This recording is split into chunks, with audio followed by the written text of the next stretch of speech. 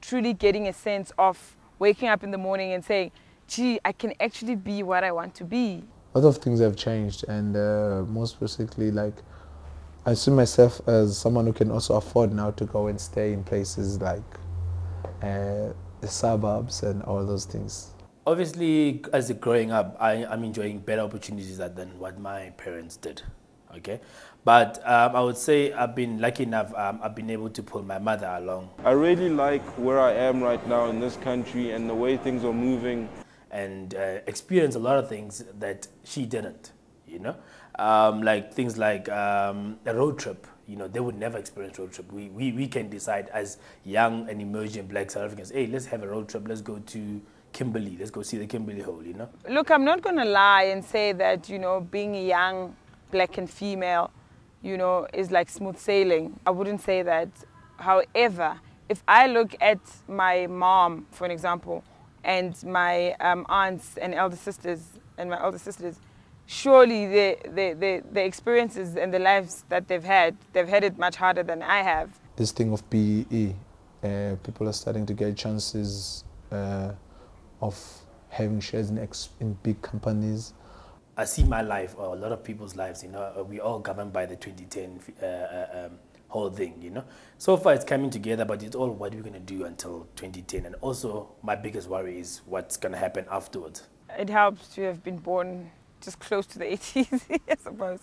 You know, because our generation, you know, my age group, we've witnessed the new dispensation. I mean, 1994, it was an advantage in a sense that, you know, you still had an opportunity to do something about your life, and yet you were born early enough to have witnessed apartheid, so to speak, because then that just builds you as a person in terms of a character. You kind of had a taste of both worlds, so you know you kind of have an appreciation of things. I manage now to buy my own house, afford expensive whiskies as well, as someone who drinks whiskey, and go to very expensive places, go to holidays on my own, hire cars, drive cars, go and attend malls, eat in very expensive restaurants, and be able to take out girls. I spend a lot of time in my spare time. I would say, like, one of the things is going to gym, and also around myself. Also, I need to make myself happy.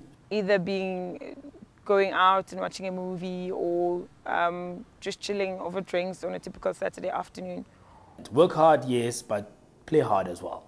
You know, have time for yourself. I think the accumulation of wealth and materialistic things, unfortunately so, but it defines who you are in the society in terms of which class you belong to. I'm not an extravagant person. I like good living and good things. My intention is to own businesses that can bring in millions. Maybe I might not get a Ferrari, but maybe if I work really hard, I get a Benz. In the next 5 years, I think, you know, I'll like to have a family, you know, have settled down. I'm planning to, further, you know, educate myself further to be able to handle such challenges in the future. I eventually want to move away from a desk and have more time to myself and to others. My intention is to own cars like BMW, Mercedes-Benz. That's where I'm going, and so that's my aim. I think my next big thing will be a C-Class. I drive a 1 Series.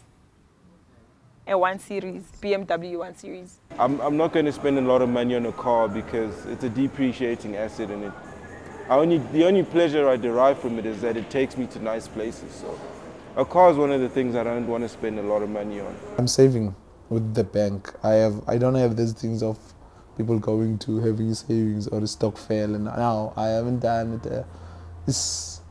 I don't know. It's just that it's not my style. I've invested a lot in property, especially here in town too. I'm letting out 2 apartments. I'm building a house with a couple of friends, but we're going to move out of that, and we really want to come into the CBD. The CBD, there's beautiful buildings, and this is one of the places that we want to be, and we're excited about. We want to see it come back to life. There's a saying that you can take the boy out of the township, but you cannot take the township out of the boy. I spend most of my time where I grew up, like in Cooks, and that lifestyle, that kind of tradition and everything, culture, is still very important to me, and I still enjoy it a lot. There are better things. Shops are nearer. Shops have better facilities than they do in the townships. If I want to chill and just be cool and not have that lot of noise around me and all that, I decided to let me buy a house here. But at the same time, I don't want to be too far from Cooks. You're not allowed to do things like slaughter in the suburbs, you know.